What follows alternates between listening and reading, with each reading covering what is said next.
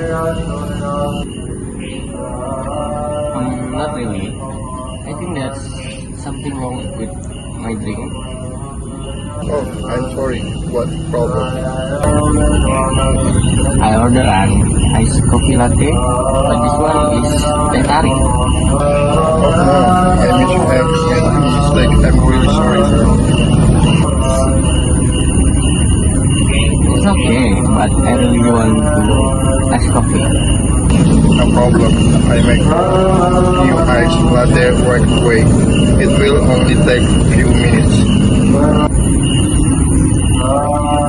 That's great. Thank you so much. You're welcome, sir. Sorry again for the mix-up. It's okay. Mistakes happen. Thanks for fixing it. You're very cute. Please wait this moment and bring your new drinks soon.